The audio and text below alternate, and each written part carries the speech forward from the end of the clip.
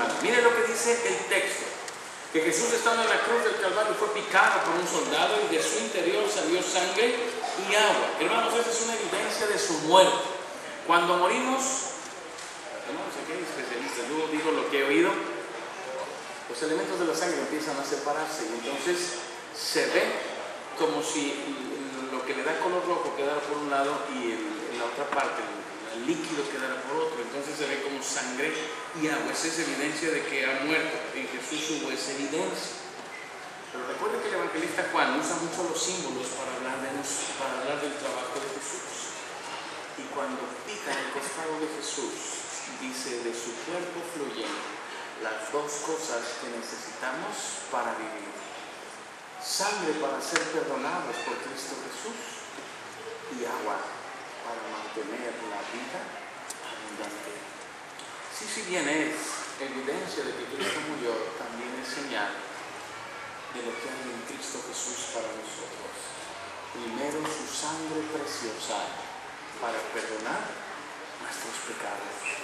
Y hermanos, esto es lo primero que debemos decirle al mundo. En Cristo Jesús hay solución a la maldad que hemos cometido. En Cristo Jesús hay solución a los errores que hemos cometido. En Cristo Jesús hay para siempre final a tu pecado. ¿Qué es el pecado, hermanos? Y nos metemos en unos problemas para definir esa palabra. Pero déjame decirle en una definición bien sencilla: pecado es todo lo que se opone a la esencia de Dios. Si Dios es verdad, lo opuesto a eso es pecado. ¿Qué sería entonces pecado? Mentira. Ya hicimos el ejercicio, hermanos. Todo lo que se opone a la esencia de Dios es pecado. Todas aquellas cosas que hemos cometido y que no corresponden a lo que Dios es pecado. Cuidado.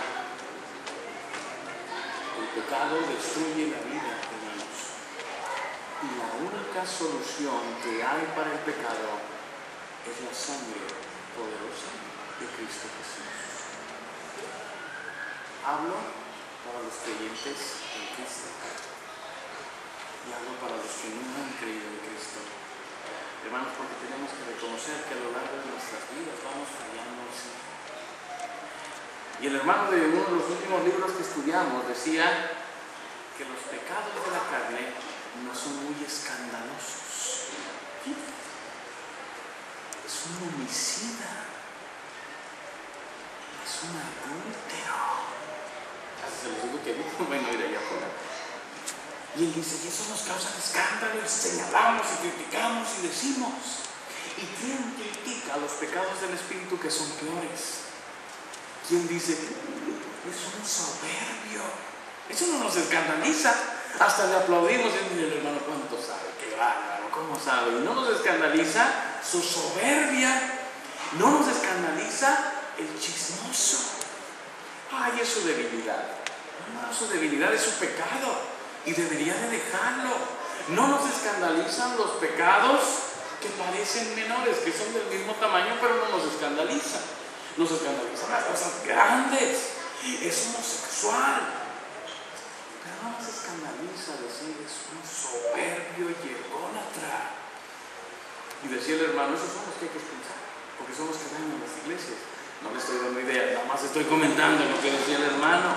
Esos son los que hay que echar de las iglesias, porque son los que están dañando. Porque el hombre, en cuanto se descubre su pecado, hermanos, la gran mayoría de veces regresan arrepentidos a Cristo Jesús. En la sangre de Cristo, hermanos, hay poder perdonador. Pero cuando hemos recibido la sangre de Cristo, que ha perdonado nuestros pecados, entonces ahora necesitamos el agua que fluye para nosotros. El agua que nos alimente, que nos da vida. El agua que preserva la vida. ¿Cuántos litros de agua se deben de tomar? 2. ¿Cuántos se toma usted? Hermanos, a veces nos echa a perder la botellita. Ay, le digo: que sabe tan feo. No, que no sabe a nada. Pues de eso se trata, que no sepa nada, hermanos. Pero ahí traemos la botellita y decimos: es que hay que tomársela, porque es bien buena para tu organismo. ¿Qué beneficio tiene tomar agua? Purifica, hidrata. Bueno, fíjese bien, si usted compara una botella de agua con una de coca, ¿cuál le ayuda más a su cuerpo? ¿Y por qué tomamos coca? A ver, hermano, respóndame eso. Ahora, si fuera Pepsi, otra cosa sería, pero estamos hablando de la coca, hermanos.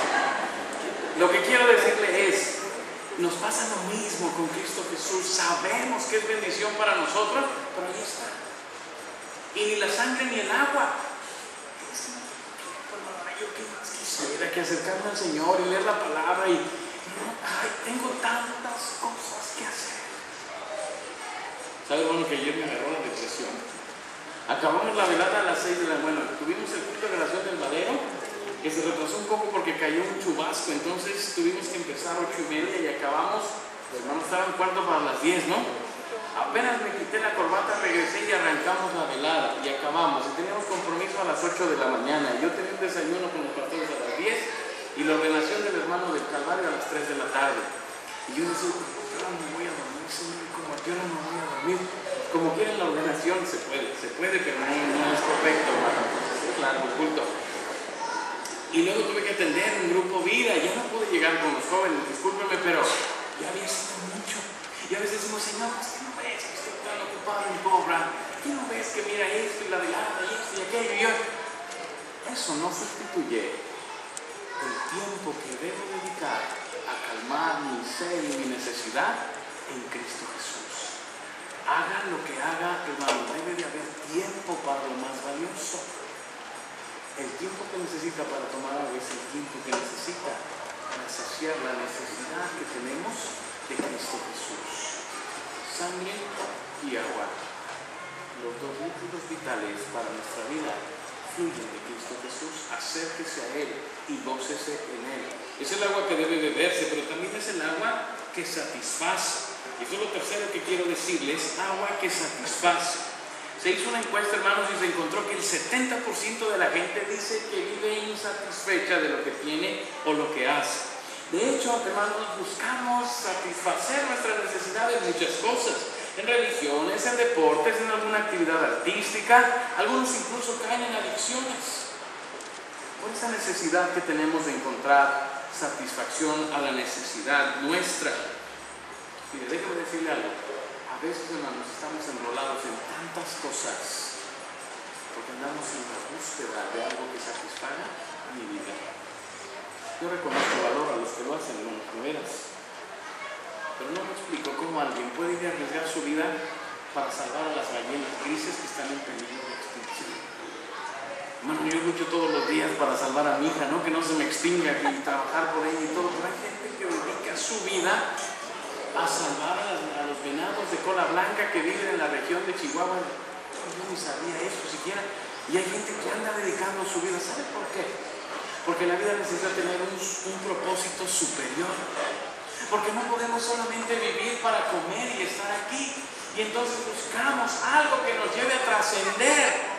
Y nos enrolamos en cualquier cosa, hermanos, que encontremos. Porque hay un hueco en nosotros que necesita ser saciado. Mire, ¿por qué comemos mucho? Bueno, primero porque bendito Dios hay. Pero brincando es el primer paso. ¿Por qué comemos mucho? Porque comer nos produce placer. ¿O no, hermanos? ¿No?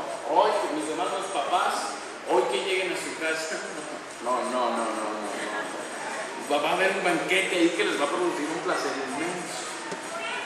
Entonces, comemos y nos produce placer. Y como me produce placer, entonces sigo comiendo, porque sigue produciendo placer en mí, hasta que eso me produce un daño en el corazón. Ese hueco que siento, esa necesidad que tengo.